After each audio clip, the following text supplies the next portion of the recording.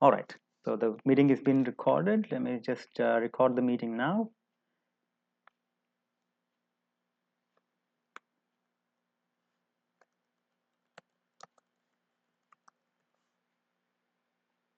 All right, so in the last class, we talked about the different kinds of state machines. We classified the state machines into two different types, right? One is called the Mealy state machine, and one is called the Moore state machine. Okay, and again, we classify them based on how we specify the outputs, right? We saw that for the Mealy state machine, the way the outputs were specified, the outputs were functions of both the present state as well as the input. Okay, so that was the Mealy state machine. And we have for the Moore state machine, the outputs were specified as functions of only the present state. Okay, so what is the consequence of this? We have talked about it in detail in the last class. The consequence is that for the Moore type, your outputs are uh, automatically synchronized with the master clock. Okay, so because the outputs are functions of the present state only, the outputs are automatically synchronized. So these are synchronous machines. On the other hand, for the Mealy type, because the outputs are functions of both the state, the present state, as well as the input, right? If the input changes even before the clock edge occurs, then the output, there's a possibility that the output can change. Okay. Uh, so these are not synchronized with the master clock. So we need to ensure that your inputs are synchronized, so that to ensure that the outputs are synchronized. For the Mealy machine, for the Moore machine, it's automatically done for you. Okay, and we have looked at some examples of Mealy and Moore state machines in the last class. Okay, so we have implemented the counter.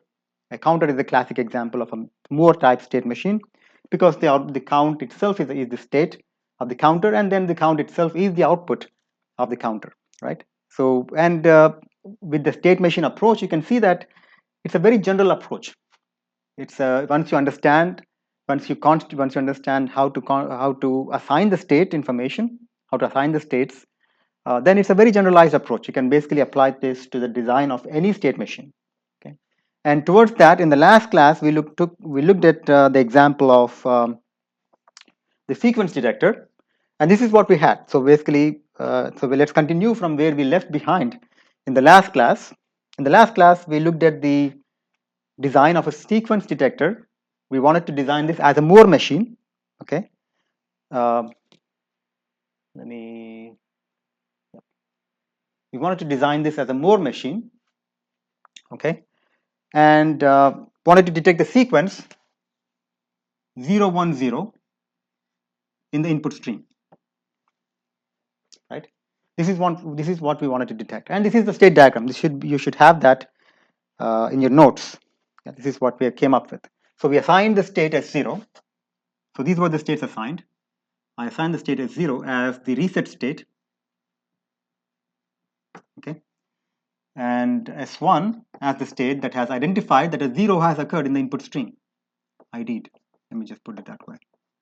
Okay, S2 as a state that has identified that a 0, 1 has occurred in the input stream, and S3 as a state that has identified that a 0, 1, 0, which is the sequence that we want to detect, has been identified in the input stream. Okay, so this is how we have assigned the states to my in this particular example for the construction of a sequence detector. Okay, now the major part is done. So we are done with the state diagram. Now, as we discussed before, because each state has to be encoded with a unique state variable, this is how I would encode the states. Okay, with a unique code, with a unique binary code. I have 4 states here. That means I have to use at least 2 binary bits to encode each state. Okay, so let's say my state variables are A and B. These are my state variables. I would encode S0 as 00 with a binary sequence 00. S1 with a binary sequence 01. S2 with 10. S3 with 11. Okay. All right. So those are my state variables A and B. I have encoded S0 with a unique binary code 00, S1, and so on. Okay. So these are the you can call them the identifiers for these individual states. Okay. Now all we need to do is now translate this. Again, this is a more type. We're trying to implement this as a more type. And as you can see here, my outputs are specified along with the state, right? So as long as I'm in S2 state, my output is always 0. As long as I'm in S3 state, my output is always 1. So my outputs are coupled to the present state values itself, or the present state itself. Okay. Now all I have to do is translate this information to the standard state table format where we had the present state.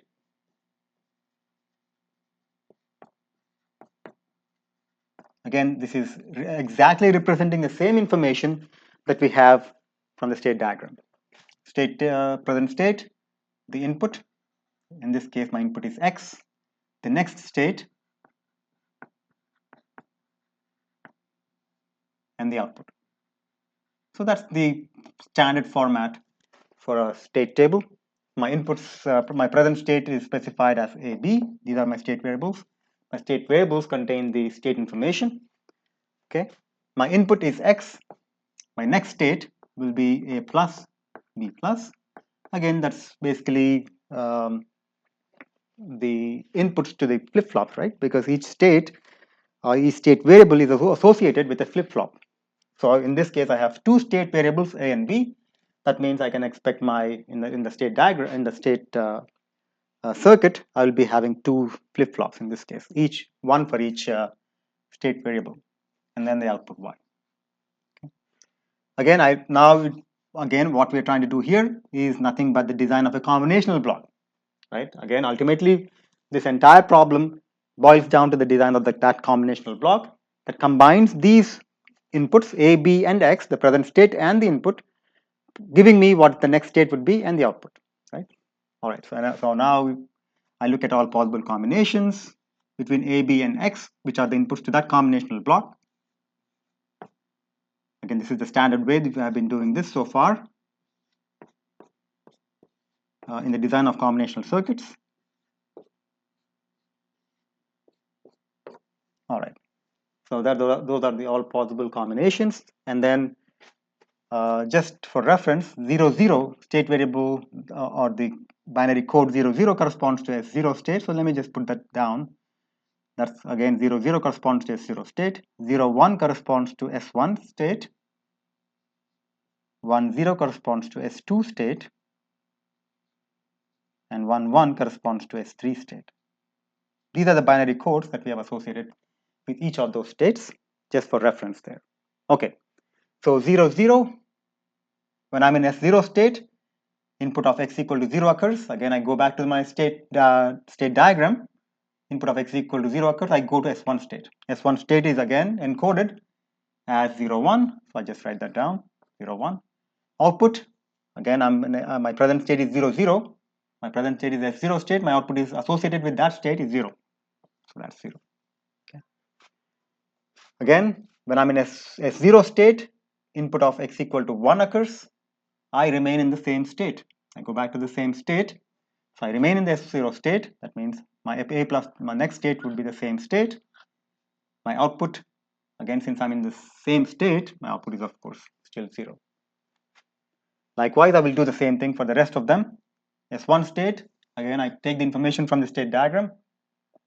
S1, X equal to 0, 0 takes me back to the S1 state. X equal to 0 takes me back to the S1 state, which is encoded as 0, 1. Because I'm in S1 state, my output is 0. 0, 1, I'm in S1 state. Input 1 takes me to S2 state, which is encoded as 1, 0, providing me an output still 0 because I'm still in the S2 state. S1 state, the output associated with that state is 0. Now I'm in the S2 state. X equal to 0 takes me to S3 state. S3 state is encoded as 1, 1. I'm in S2 state. My present state is S2, so my output associated with that state, 0. S2 state, input X equal to 1 takes me to S0 state, right? S0 state is encoded as 0, 0. I'm in S2 state. My output corresponding to that state is still 0. S3 state, input x equal to 0 takes me to S1 state. S1 state is encoded as what, 0, 1, and the output, because I'm in S3 state now, yes, I'm in S3 state, that means the output associated with that state is 1, so my output is 1. S3 state, input x equal to 1 takes me to S2 state. S2 state is encoded as 1, 0. Because I'm in S3 state, my output is still 1. That's it. So basically, all I have done there is to translate the information from the state diagram and put that down into my state table. Okay, so looks like somebody had a question. Let me see what that question is. Okay, does the output depend on the previous state or the next state? The output depends on the present state. This is my present state, not the previous state. The output depends on the present state. Okay, so as you can see here, as long as I'm in a particular state, my output is a function of that state. So in this case, if as long as I'm in S3 state, which is 1, 1, my output will be 1.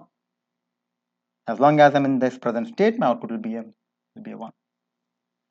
Okay, does that make sense, Zach? For the Moore machine, the output depends on the present state. Okay, let me go back to the full screen mode. All right.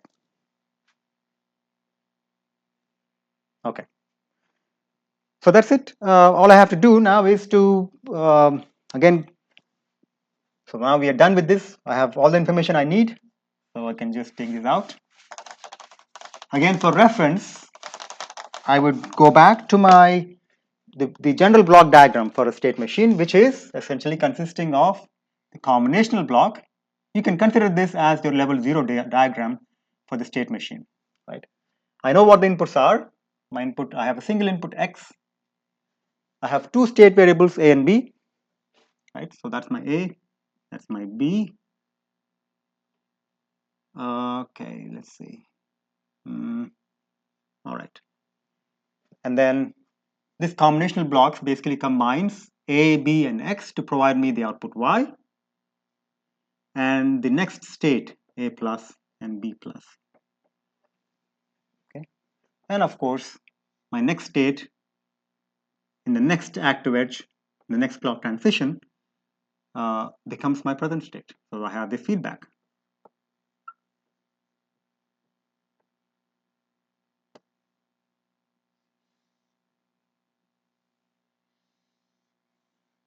That's it. So this is what I need to construct. So that's the general block diagram. All I have to do is now construct this particular block, right? And I can do that from this particular state table. It just boils down to a simple construction of a combinational circuit. Okay. So again, let's do for A plus in this case.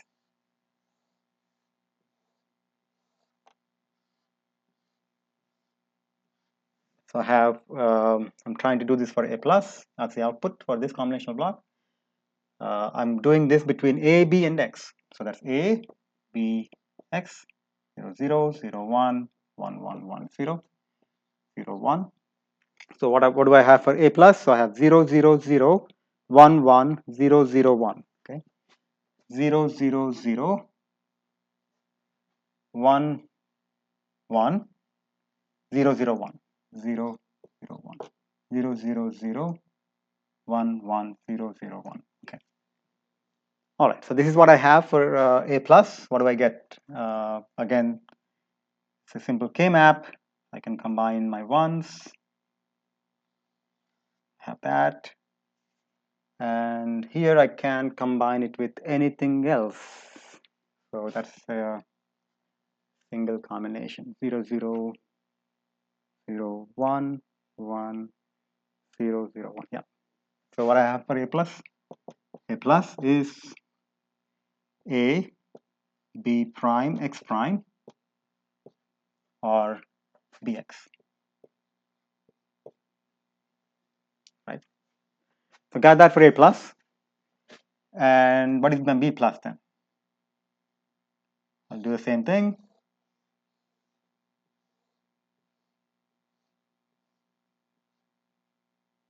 Again, I'm doing this for B plus, A between A, B, X,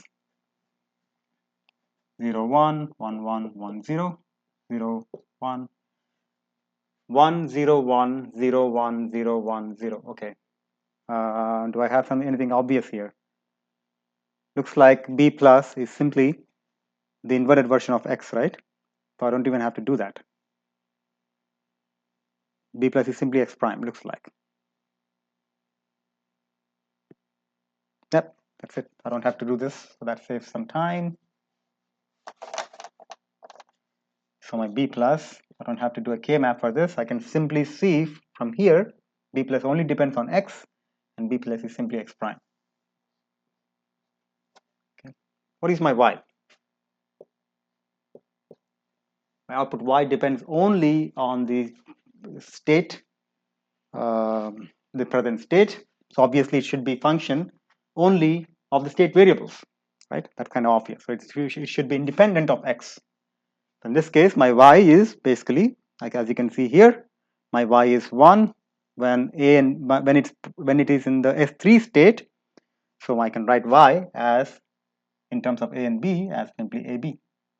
So Y is 1, Y output is 1 only when I'm in S3 state, which is basically 1, 1, right?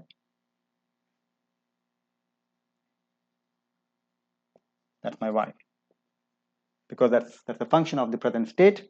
It's 1 when I'm in the S3 state, which is encoded as 1, 1. So obviously Y is AB. Okay. And that's it. So we are done with the design of this state machine. My B plus is simply X prime. That's my B plus. Y is AB. Oops.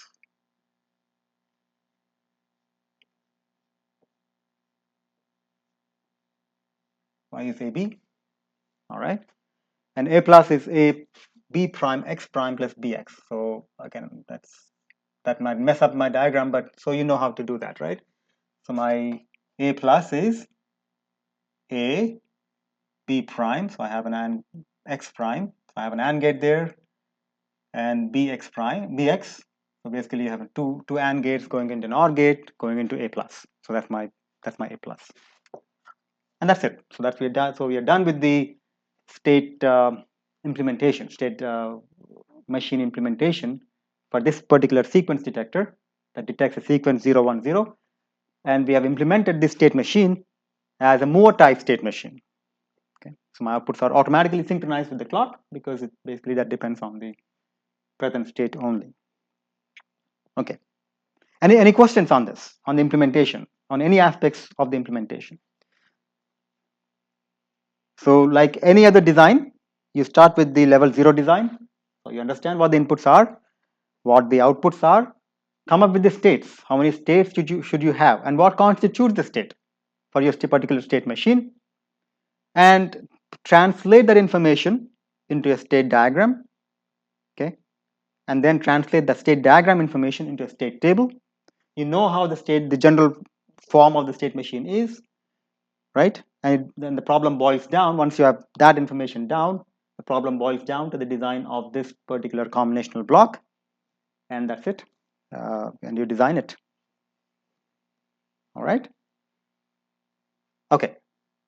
If you don't have any other questions, so let's do the exact same problem, a sequence detector that can detect a sequence of 0, 1, 0 with the Mealy approach, and see how it differs from the Moore approach. Okay. So let's do that. So I'm trying to implement the sequence detector that detects a sequence 0, 1, 0 in my input stream using the Mealy machine, or the Mealy approach, Mealy state machine approach.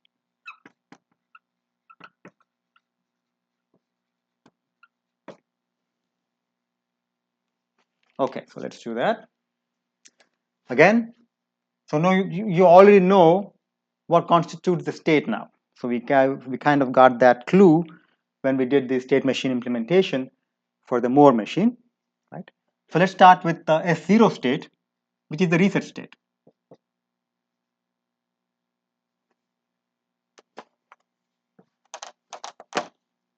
S0 state as the reset state. Okay, S1 state, again the concept or the approach is exactly similar.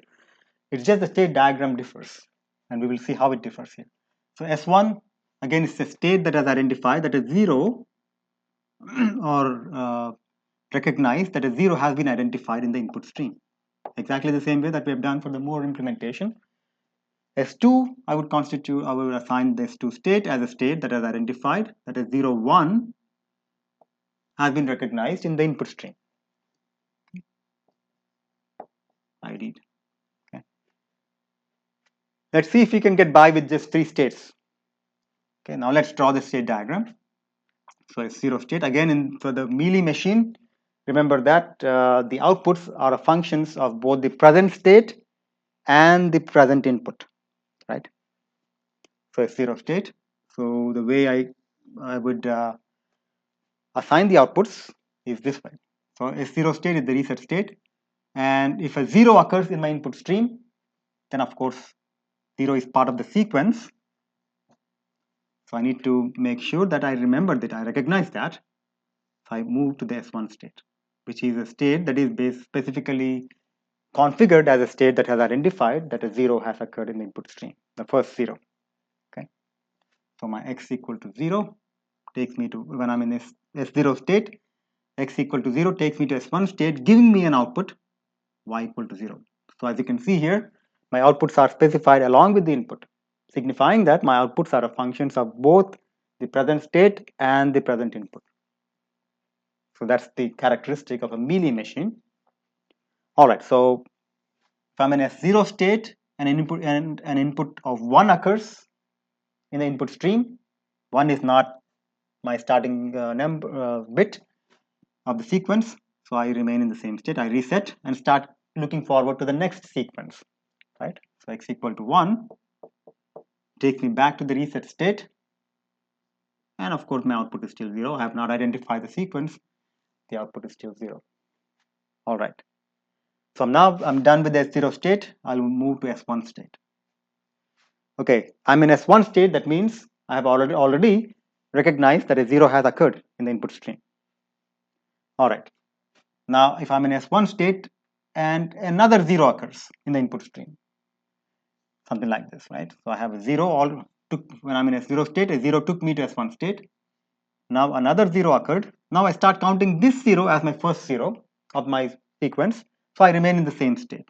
I'll identify that new 0 as my first 0 of my sequence. Okay, so I remain in the same state. So x equal to 0 takes me back to the same state. I have not identified any sequence yet. So my y equal to still 0. Okay. Now if I'm in S1 state and an input of 1 occurs, and S1 state, that means a 0 has already been identified or recognized. Now an input of 1 occurs in my input stream. That means I have a specified state S2 that is uh, specified as a state that has identified that a 0, 1 has occurred in the input stream. So I move on to S2 state now. When my input x equals 1 and of course y is still 0, I have not identified any sequence yet, or I have not identified the entire sequence yet.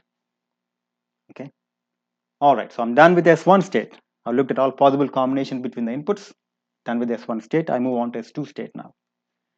Again, S2 state is a state that is constituted as a state that has identified a 0, 1 has occurred in the input stream.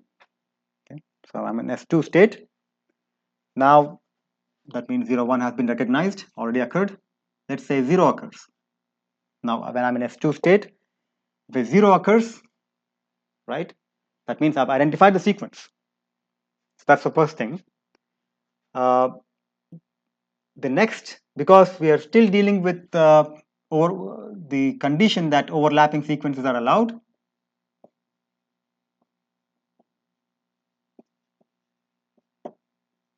so what should be my state transition now from S2?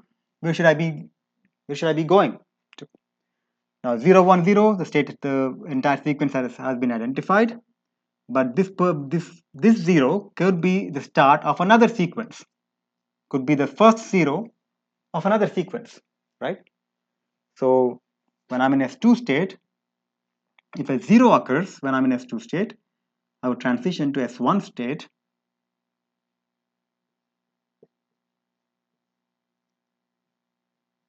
Of course, since I identified the entire sequence, my output is 1, and I transition to S1 state, which has identified that a 0 has occurred in the input stream.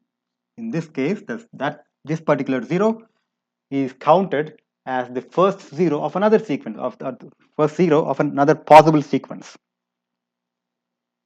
Okay. All right. So I'm in S2 state, and if a 1 occurs instead of a 0, S2 state, that means 0, 1 has already been recognized if a 1 occurs. Again, this is not a part of a sequence. I've not identified the sequence. 1 is not the starting of any sequence, so I need to basically reset and start counting again. So x equal to 1 takes me to the reset state. Of course, now I've not identified a sequence, so my y is 0. Okay. And that's it. So now I've looked at all possible combinations. So I'm done with the state table or state diagram in this case. So, okay, the only difference is I can get by with 3 states because I don't have to have another state, which, because my outputs are functions of both the state and the input, I don't have to have an explicit state which has an output of y equal to 1, like we have seen for the Moore state diagram, right? So I can get by with fewer number of states in this case. Does it make sense for the Mealy machine, the state diagram? Any questions on this, especially the state transitions? And you will see that in the homework, when you may have possibilities where you may have to detect two different sequences. So if you are able to detect either of those two sequences, then the output should be a 1. Okay. And you'll see that it's actually a little for this, of course, with just one sequence, this is considerably simpler. But when you try to detect two sequences, then the state diagram itself can get a little bit more complex. And you will see that it's actually very fun doing that part. Any questions so far? Because the rest of the once you are done with the state diagram, as we have seen, the rest of that steps are pretty straightforward. You just have to follow that protocol, right? Put this information into the format of a state table, and from the state table, you obtain the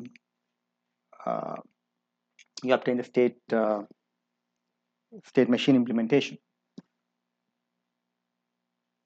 Okay. Let me see if you have any questions. All right. Don't have any questions, then let's move on. Okay, I have 3 states, so let me assign the state variables here. Again, I have 3 states. So that means I need to have at least 2 state variables. Let me call them two binary bits to encode each state. I need to have at least 2 state variables. Let me encode S0 as 0, 0, S1 as 0, 1, S2 as 1, 0.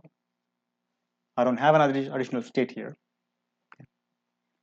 All right, now let's put down the information. Again, the standard format, the present state,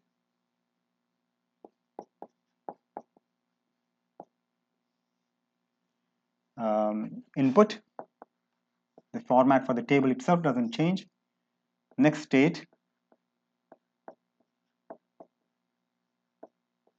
the output. For all of these state machines that we have seen so far, we are assuming that we are basically implementing each of these using the D flip-flops. But you have to remember that you're not constrained to do that. You can implement that with any flip-flop, okay, JK flip-flop, for example. Okay. All right. D flip-flop, the implementation is actually pretty simple because my output simply follows the input, right?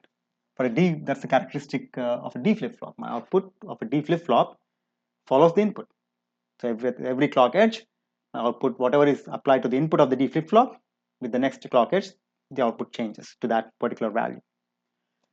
All right. So my present state, again, given by AB, input is X, next state is A plus B plus, output is Y. So look at all possible combinations.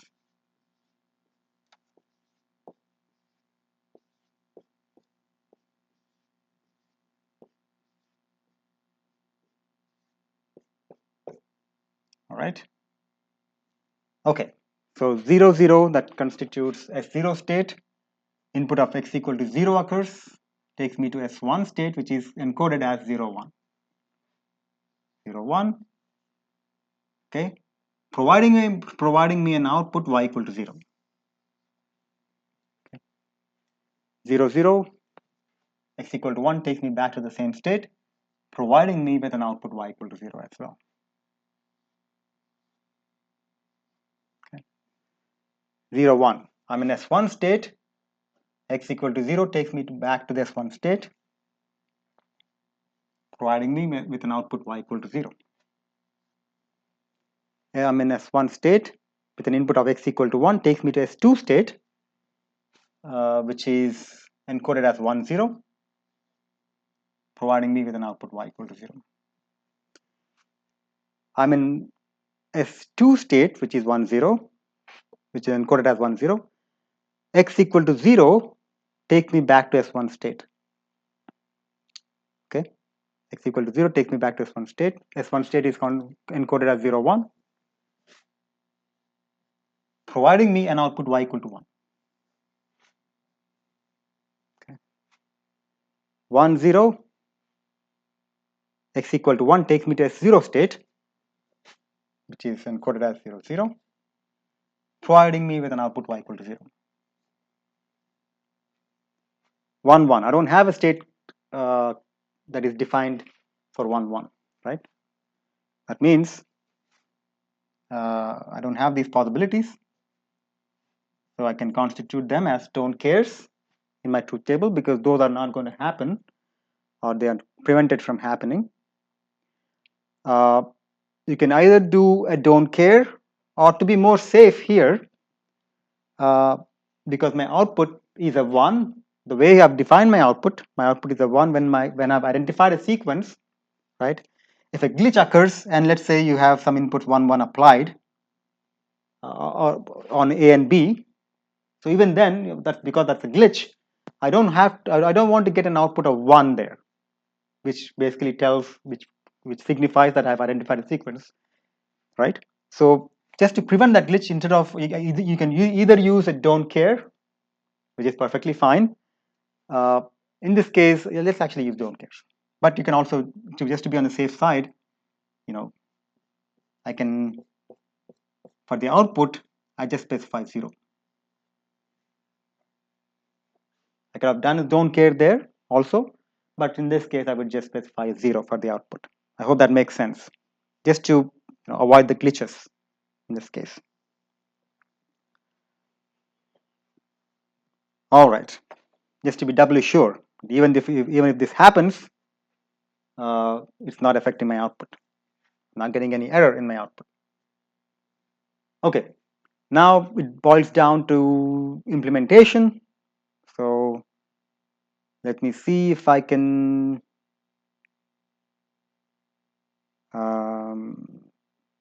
yeah, that's it. So let's actually implement this.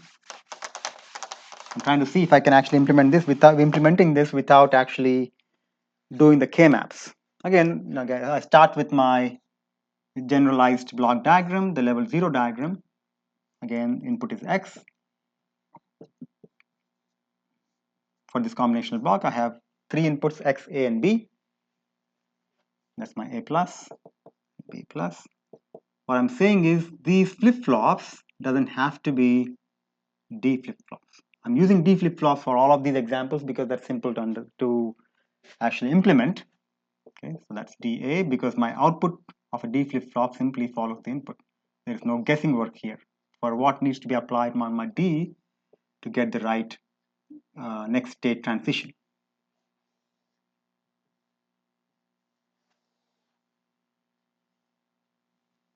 Okay, And of course, I have an output y. All right, so my output, I can already say that my output is 1 only when, for this particular condition, so my output is 1 for a b prime x prime, right?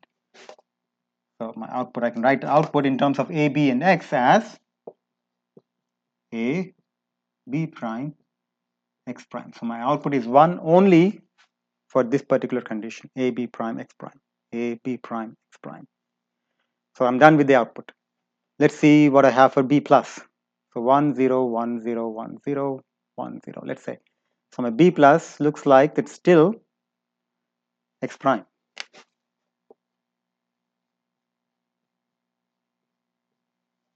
B plus, I don't have to do the k-map here. B plus is simply x prime. So I can just write this as x prime. Okay, what about a plus? So a plus in this case is a plus is 1 for this particular condition. 0 1 0, sorry, 0 1 1.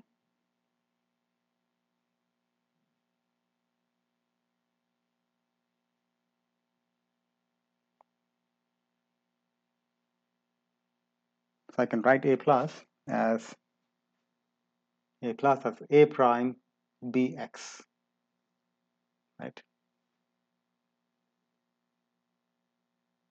Or if I want to consider, if I want to use these don't cares,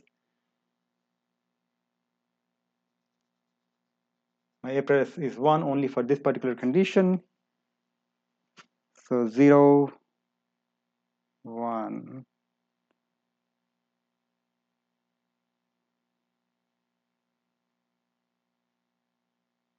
Can I say a plus is simply, okay, let me actually do this for the k-map and see what we get.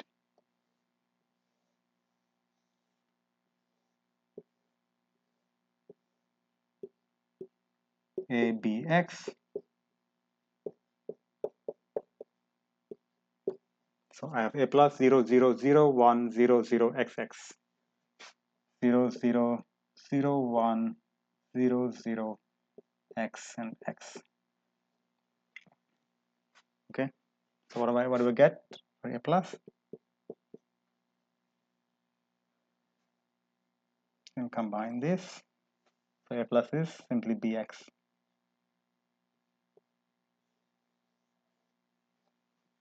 0 0 0 1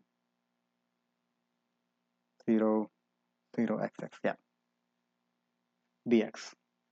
All right, so in this case I can see that my y is a prime, a b prime x prime.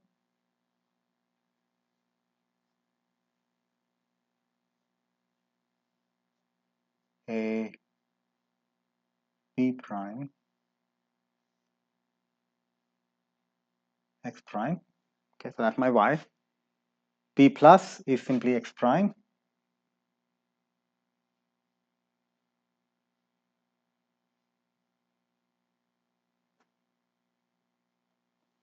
X prime. And then a plus is bx. A plus is, put the a plus here. B x. That's it.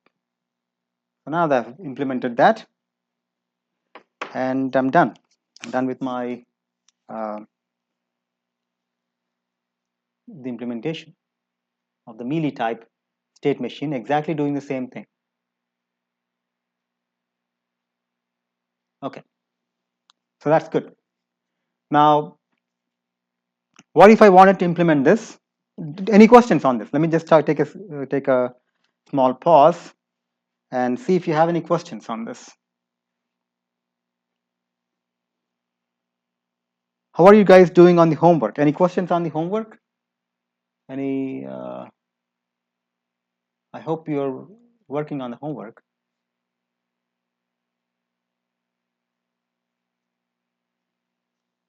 All good with the homework?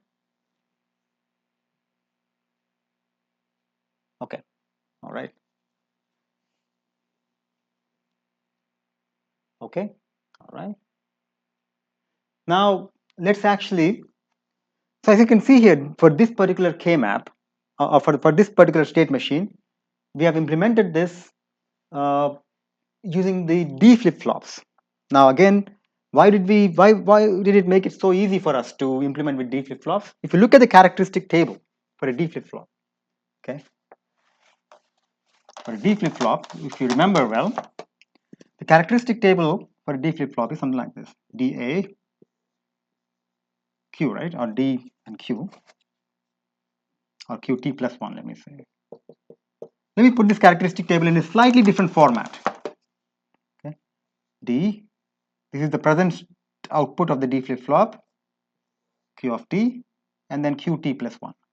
And you will see why it's so, we haven't really given any second thought when we actually implemented these state diagrams or state machines using D flip-flops. Now, if this, okay, this is the present output for the D flip-flop, that's the input. Let's look at all possible combinations between these. Okay. If I place an input of 0 on my D input, and let's say the present output of the D flip-flop is Q, what happens to the next state after the next clock transition? What should be QT plus 1 in this case? For a D flip-flop, the output follows the input, right? In this case, if the input is D equal to 0, all right, in the next state, the output is also 0, okay? All right. What about for the second one? If I place an input of D equal to 0, the present output for the D flip-flop is 1, okay? In the next clock transition, what happens to QT plus 1? Again, the QT plus 1 basically follows the input. So in this case, that becomes 0, right? Okay. Now, if I place an input of 1 on my D input, okay, and in the next clock transition, irrespective of what I have for Q of T, it really doesn't matter, it becomes 1. Likewise, it becomes 1, okay. Okay, so we can consider this this table as a steering logic for the D flip-flop.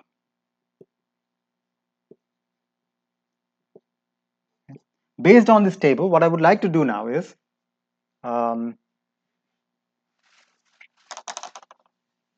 obtain what is called the excitation table for a D flip-flop. And it's very obvious for a D flip-flop what the excitation table is. This is what it constitutes: excitation table for a D flip-flop. Okay. So what I'm trying to get to here is, if I have a previous state of Q of T, okay,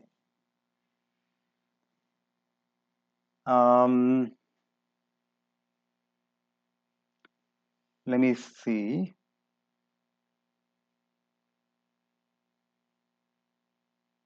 Yeah, if I have a previous state of Q of T, and I want to get the next state as Q of T plus 1, okay,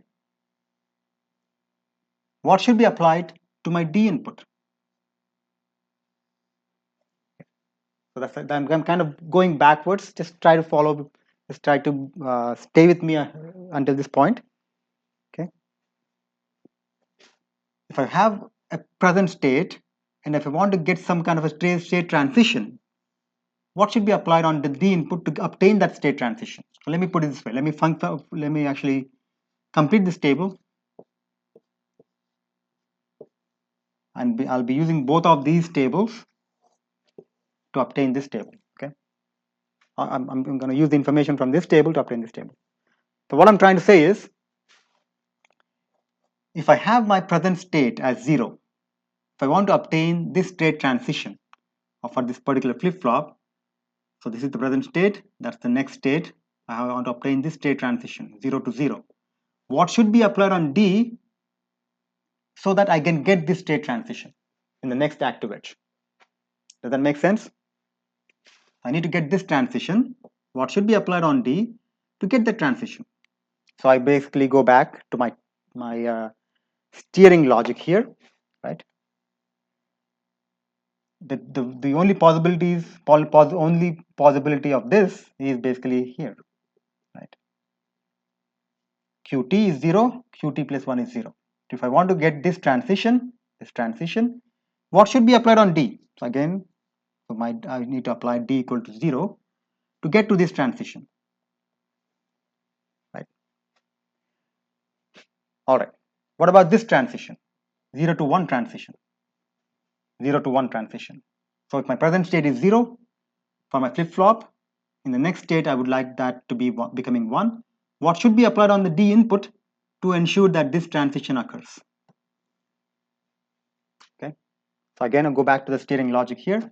I need this particular transition, 0, 1 transition. Is that right? No, that's not correct. I need to obtain 0, 1 transition, 0 present state to 1 next state transition. What should be applied on D? The D of 1 ensures that this transition occurs. This transition takes place. So D equal to 1 takes me to that transition. Okay. Likewise, 1, 0, 1, 0, 1, 0. I need to apply D equal to 0 so that I can get this transition of 1, 0. 1, 1, 1, 1. I need to apply 1, 1. I need to apply D equal to 1 so that I get this transition. Okay.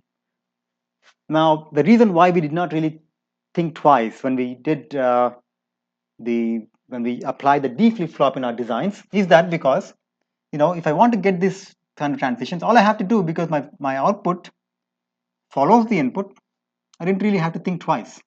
I can simply apply that and simply use a D flip-flop without much thought. That changes when we want to apply a JK flip-flop in my design. Okay. Now, what would it look like? So let me actually see. What I'm trying to get to is, if I want to implement my state machine, instead of using a D flip-flop, let's say if I want to apply a JK flip-flop, what would that look like? So in this case, for this particular example, I have two flip-flops. The only difference here is I'm trying to implement that using JK flip-flops. So two JK flip-flops. Let me call that JA, KA, JB, and KB. That's QA, that's QB. Okay. The rest of the diagram exactly look the same. So you have X, you have A, the present state, you have the you need to get the next state, but that should be encoded in J and KA and KA, JB and KB, because that determines the next state. So you need to so that's my present state. My next state is determined by JA and KA values. So you're applying the JA and KA, JB and KB, and of course the same feedback remains. The next state becomes the present state, so you have the same feedback still remains. Okay. And of course you have the output Y. So the problem boils down to what should, for the particular state transition from the present state to the next state, how would I obtain, what kind of value should I place on JA, KA values, JB and KB to obtain that state transition? Okay. All right. So in other words, my so this is, okay, so if I want to implement using the J flip-flop or J and JK flip-flops, my state table then becomes slightly different. Okay, I have the next state, and then to obtain the state transition, I need to apply the right values on JA, KA, JB, and KB, and of course I have the output one. Okay, my state table becomes a little bit different. State, present state, input, next state, and to obtain these present state to next state transitions, what should I apply on JA and KA? To obtain the B equal to 0 to B plus equal to 1 transition, what should I apply on JB and KB? flip-flop so that I can obtain that state transition. Okay. So how do we get that? We get that through what is called the excitation table from the JK flip-flop. And now let's actually derive that. Excitation table should not take you much time. Okay, so we still have time. All right, so now again, going back to the characteristic table for a JK flip-flop. I hope you're still with me until this point. The characteristic table reads as, I have J and K, and then QT plus 1, right? Or let me put it this way. Let me put the characteristic table in a slightly different form, so it's more obvious. So let me use a different color here. My characteristic table JA for a JK flip-flop. So let's say this is the present state of the JK flip-flop. So this is the input, J and K are the inputs, the present state, and present state, and that's the next state. In the next clock transition, if I have these values, what will be the next state transition for a JK flip-flop? In this case, so what I have is 0, 0, 0. I look at all possible combinations again. 0, 0, 1, 0, 1, 0, 0, 1, 1, 1, 0, 0, 1, 0, 1, 1, 1, 0, 1, 1, 1. Okay. All right. If I have 0, 0 on my JK inputs, the present state of the JK flip-flop is 0. What would be the next state for the JK flip-flop in the next clock transition, in the next active edge? What happens to Q? Remember that JK00 corresponds to the memory state, right? So whatever was there now would remain in the next clock edge, right? Because that's a memory state, so that remains as 0. Again, 0, 0 corresponds to the memory state. So if my present output is 1, that remains as 1 in the next clock transition. Now 0, 1. For a JK flip-flop, if I apply an input of J equal to 0 and K equal to 1, that corresponds to the reset state. So whatever, irrespective of what you have before or what you have now, in the next active edge, that's going to get reset, okay, or that's going to get 0. So here, irrespective of my present inputs, present values, on Q, my output of the JK flip-flop becomes 0, right? Again, I'm drawing the characteristic table for a JK flip-flop only in a different way, in a slightly different way.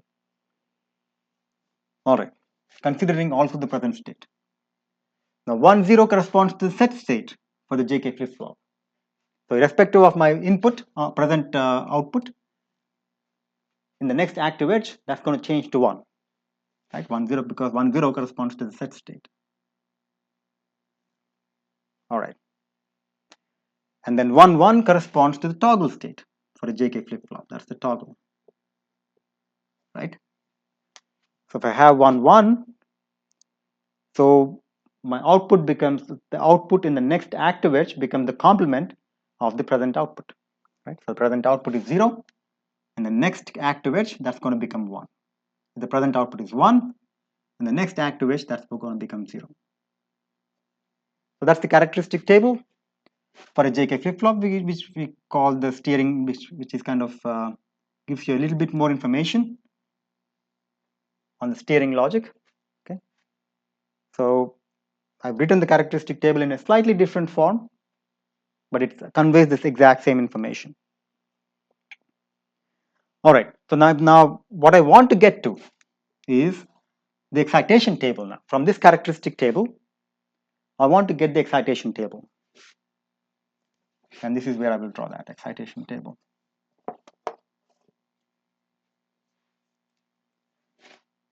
What do I mean by excitation table? Again, I'm trying to get this transition Qt, the present state, to next state transition. If I want to get this transition, what should I be applying on JK inputs to obtain the transition? So this is I'm trying to derive the excitation table for the JK flip-flop. Let's look at all possible combinations. Q 0, 0, 0, 1, 1, 0, 1, 1. All right. If my present output is 0, and I want this output to remain 0 in the next active edge, What should I apply on J and K inputs for the flip-flop so that that remains 0 for this transition, for the present state to the next state of the flip-flop, 0 to 0 transition? What should I be applying on J, K inputs? How do I derive that? I go back to this steering logic table or the characteristic table here.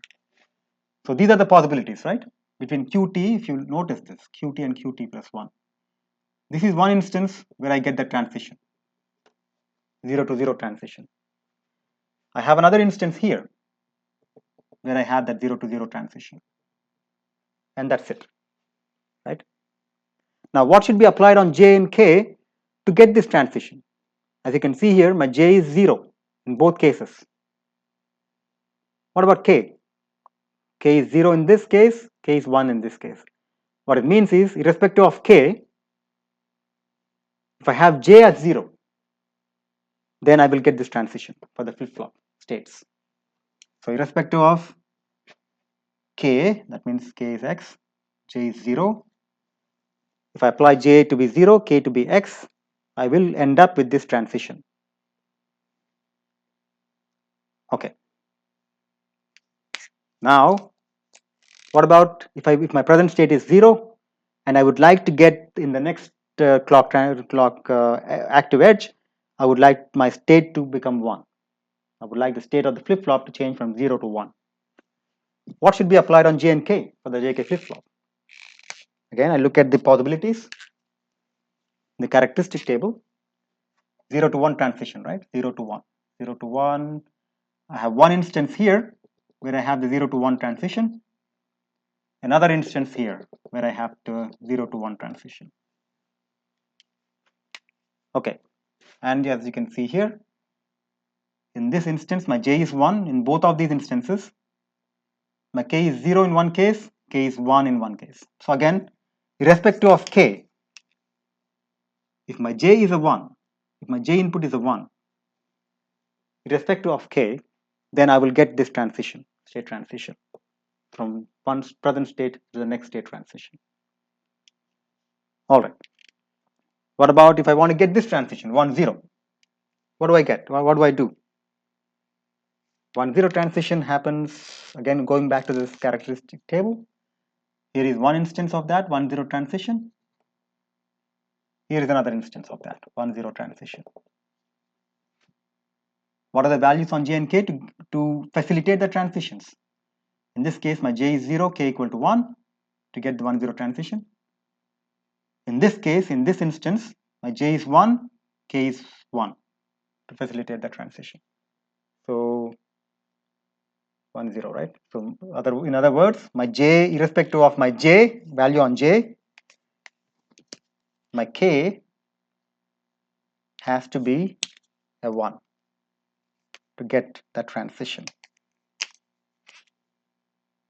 And finally, for the 1, 1 transition,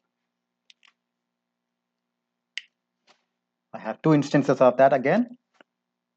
One instance here, one instance here. And in this instance, I have J and K both zeros to get that 1 to 1 transition. In this instance, I have J is 1, K is 0. In other words, my K has to be a 0, and irrespective of my J, I get that transition. So here I end up with my excitation table that basically shows what I should be doing on my J and K to get these state transitions for the flip-flop. So the excitation table provides you with a snapshot of what should be applied on the inputs of the flip-flop to get the particular state transitions for that flip-flop. I hope that makes sense. Let me see. Let me take a pause here. I know, okay, and see if you have any questions here. Why are we doing this in the first place? We are doing that because we want to we want to tabulate this table. We want to obtain what should be applied in these JA, KA inputs, JB, KB inputs to get these present state to next state transitions. Okay, and the excitation table helps you get there. Any questions here, guys, before we try to finish this table?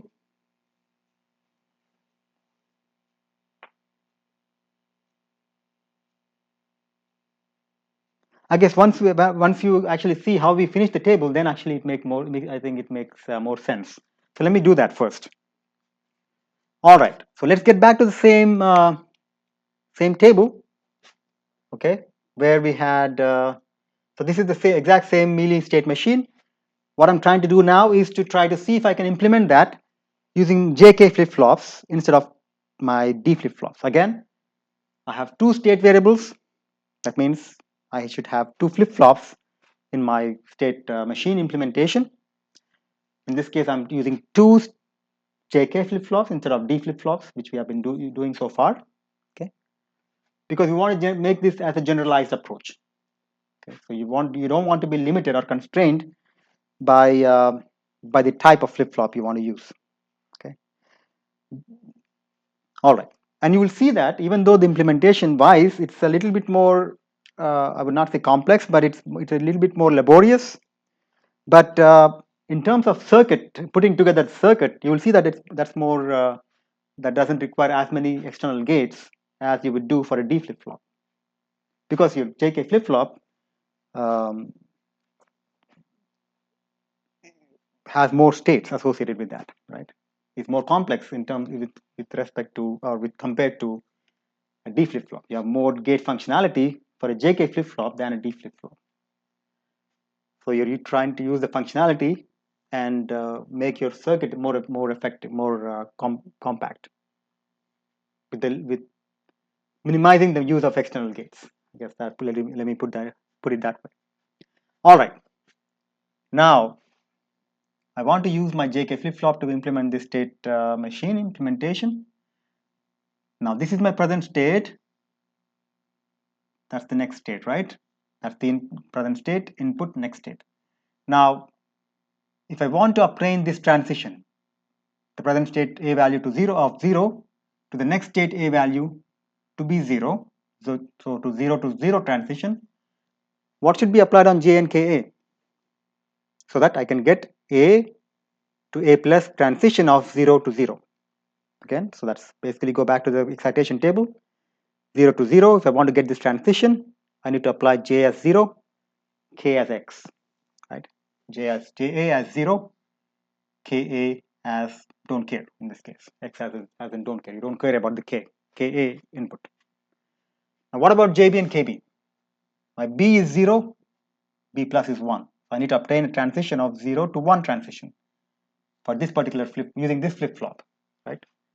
0 to 1 transition gives me, I get this 0 to 1 transition by applying a J value of 1, K to be X. So J value of 1, K to be NX. Okay. All right, so I'm done with that. So in other words, if I apply these values on my JK flip-flop, JA, KA, and JB, KB flip-flop, then I will get this state transition in my state diagram. 0, 0 state to 0, 1 state transition. I'll do the same thing for the next state transition. In this case, I'm changing from the 0, 0 state to 0, 0 state. Okay. Again, 0, 0, 0 to 0 transition is obtained if I apply a value of j equal to 0 and k equal to x, right? So that's 0x on JAKA to get A to A plus of 0, 0. B to B plus of 0, 0 is the same thing. Apply 0 on JB, x on KB. All right. Now, for this particular column, row, my state goes from 0, 1 to 0, 1. Okay. Again, so my A goes from 0 to 0. 0 to 0 is given by A0x on JK. And my B goes from 1 to 1, right? 1 to 1. 1 to 1, I need to put J equal to X, K equal to 0 to get the 1 to 1 transition for my outputs. All right. For this row, I have 0, 1 state to 1, 0 state. So in other words, my A goes from 0 to 1. 0 to 1 is obtained by putting J as 1, k as x, and then my b goes from 1 to 0. 1 to 0 is obtained by putting j equal to x, k as 1. All right. For this particular row, I have my state transition going from 1, 0 to 0, 1. In other words, my A goes from 1 to 0 transition. 1 to 0 is x1. Then my B goes from 0 to 1 transition. 0 to 1 is 1x. Okay. 1 to 0. For this particular row, I have 1, 0 state going to 1, 0 state. I'm sorry, 1, 0 state going to 0, 0 state. In other words, my A goes from 1 to 0 transition. 1 to 0, which is x1. B goes from 0 to 0 transition. 0 to 0 to 0 to 0 is 0x. Okay, and these are all don't cares. So let me just put them as don't cares.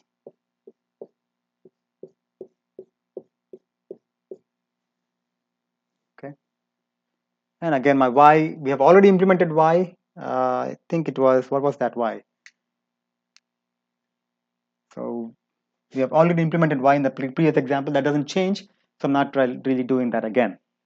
Okay, the only thing that changes here is we are trying to obtain this entire state machine using JK flip-flops. So now I know what should be applied on JA, KA, JB, and KB as functions of A, B, X. Okay. All right. So what is my JA then? So now we are done with this. Let me just take a pause and then see if you have any questions about this approach in general. So now all it boils down to now is obtaining the functions for JA in terms of ABX, KA in terms of ABX, JB as a function of ABX, and KB as a function of ABX, and then and then putting together that circuit. Let me see how you're doing that. Any questions on this, guys? On the excitation table and why we are doing this so far? Does that make sense? Any questions on this?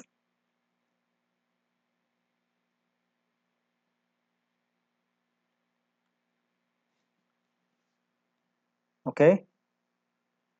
So far, so good. So let's implement at least for 2 of those.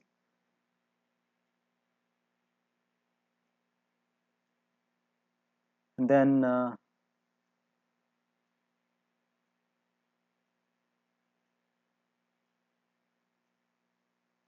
okay, so let's implement that for at least 2 of those, and then we're done. Again, my state diagram or my state implementation now looks something different, right? This is my present state AB, and my JA, KA values and JB, KB values determine my next state, right?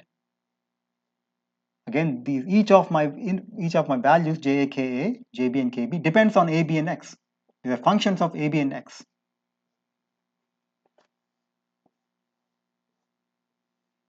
That's my JA, KA, QA, JB, KB, QB.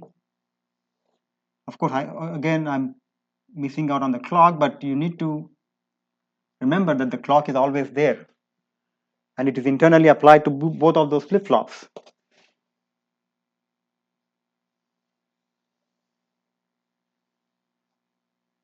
Right? Now I have already implemented y in the previous example. The y doesn't change. The implementation of y doesn't change. The only difference is I'm using 2 different flip-flop, two JK flip-flop in this design. So now what is JA? So let's actually quickly do for JA.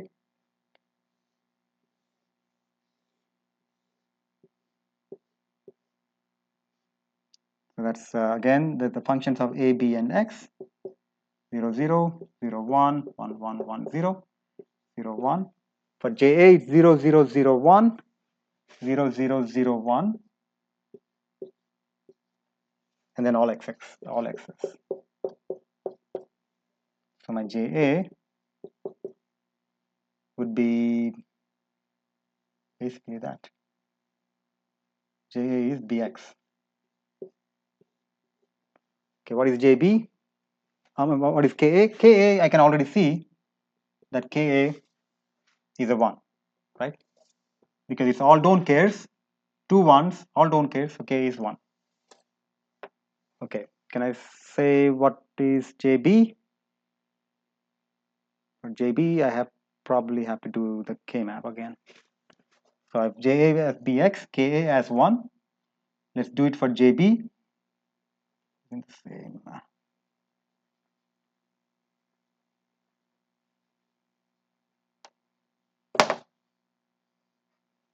For JB, it's 1, 0, 1, 0, X, X, 1, 0, X, X. Okay, so I can combine these two with these two don't cares for JB. So my JB is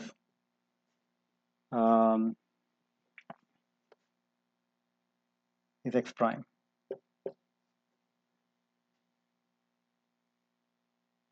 Yeah, JB is X prime. And finally for KB, what is my KB?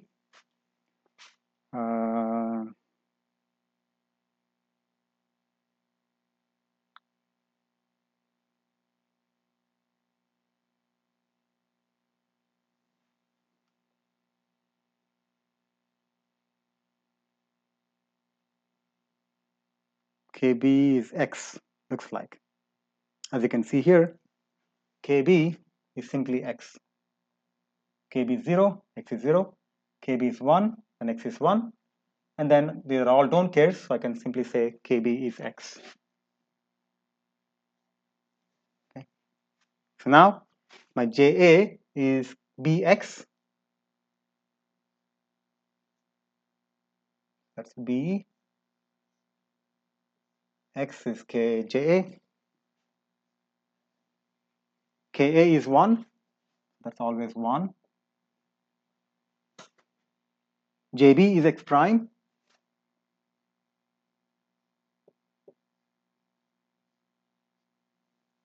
And KB is simply X. So now I've implemented the exact same circuit, but with JK flip-flops. So for any new flip-flop you want to implement, you need to be able to derive the excitation table for that new flip-flop. Okay, based on the characteristic table for that flip-flop, you need to derive the excitation table and implement that. Okay. All right. So that's what it is.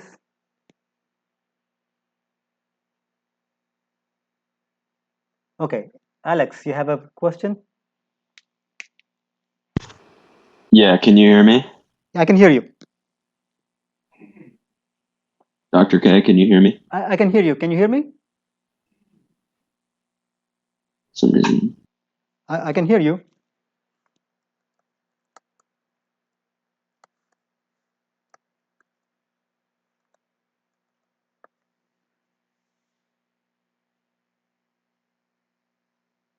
That's correct.